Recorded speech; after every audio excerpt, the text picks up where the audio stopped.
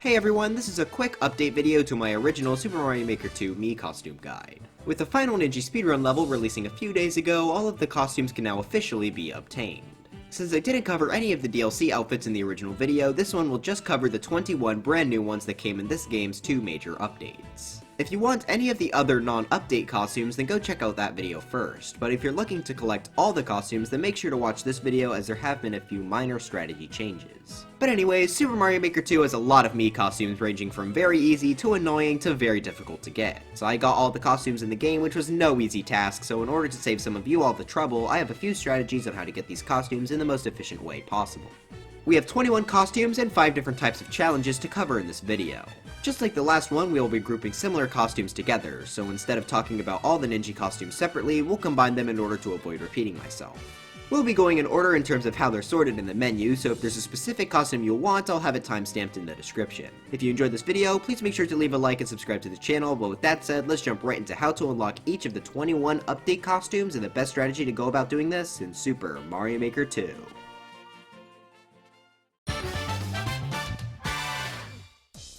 There are 8 costumes locked behind the Ninja speedruns. Before they came out, I was terrified that they would be based on getting first place on a Ninja or something, like how you have to get the royal stuff for getting first place on the leaderboards, but lucky for us, it was way easier. All you have to do is clear a certain number of Ninja speedrun levels in order to get each costume.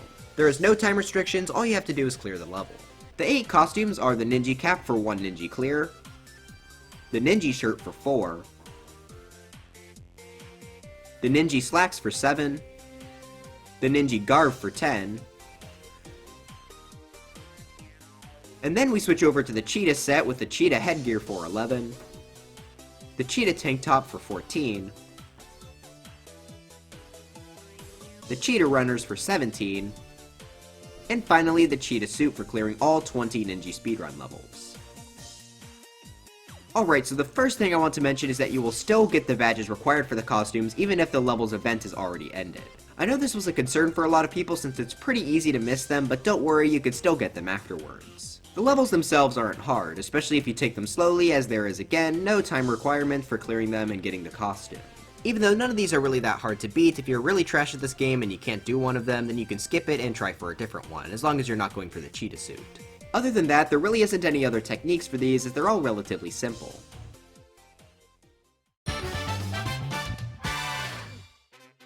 On top of the 2 already existing Endless Easy Mii costumes, the Bowser Jr. headpiece for 10 easy endless clears and the Sting skirt for 100, 3 more new ones were added. These 3 new costumes are the Frog Mario raincoat for 300 endless easy clears, the Super Acorn hat for 500, and the Dash Block hoodie for 1000. Since these were added in after the base game, I think it's important to say that if your high score was already at a score requirement for these costumes, you would have already gotten it immediately after you got the update. Lucky for me, my Easy Endless was already at like 6,000 when the update rolled around, so I got these instantly. Shockingly, Endless Easy is pretty easy, so there really isn't anything special that you have to do to get these. It will be a bit of a grind though. For the purposes of this video, I played 10 levels and it took me about 7 minutes, so that means you'll hit 1,000 after about 11.5 hours. I only did one test though, so of course that number will vary for everyone. Still though, it's pretty easy, so it won't be much trouble to get it. Just make sure you get to 99 lives when you can, even though you'll probably already get that automatically.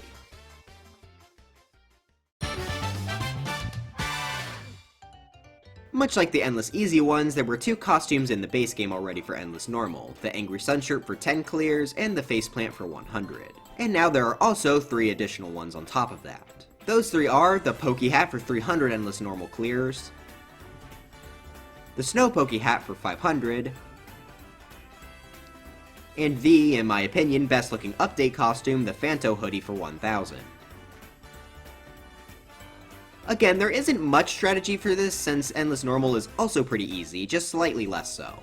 Doing my 10 courses test again, here it took me about 14 minutes to clear those, so for a full 1000 it will take around 23.5 hours. Definitely longer than Easy's 11 hours, but definitely could be way worse. Plus, the reward for 1000 normal endless course clears is definitely worth it. Again, these will also immediately reward themselves to you if you've already completed the required amount of levels. I wasn't as lucky here since my high score was only about 175, so I had to go on the grind, which was unfortunate, but hey, it was fun at least.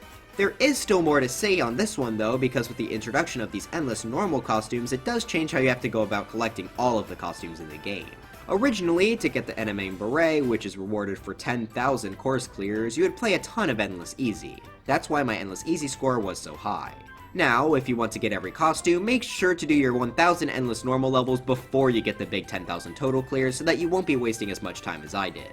The Anime Beret should pretty much always be the last one you go for if you want them all, so just keep that in mind.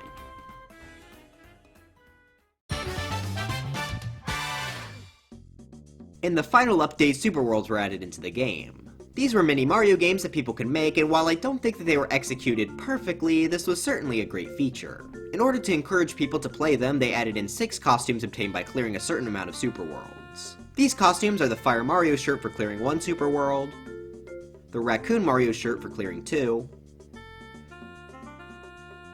the Cape Mario shirt for clearing 3, the Flying Squirrel Mario shirt for clearing 4,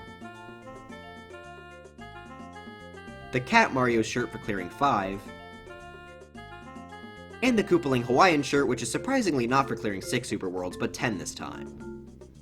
Luckily for all the Mii costume hunters out there, this is a very low amount of Super Worlds. I was scared it'd be like 100 or even 1000, but it's only 10. Now Super Worlds are all different sizes. They can range from 1 world with 1 level to 8 worlds with 40.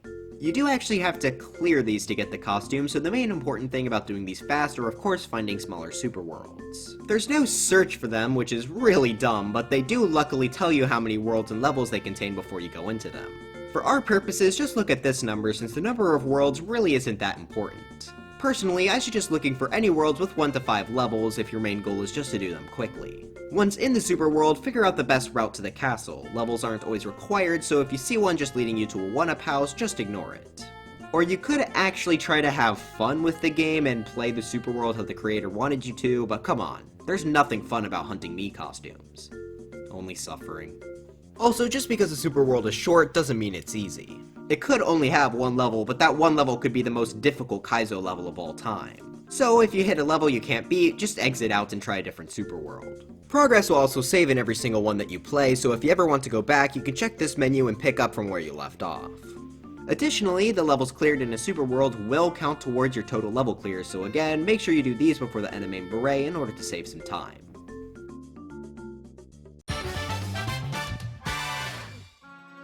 Okay, the final one is the most difficult of them all, the Worldware. You get this by creating and uploading a Super World. Here's a demonstration.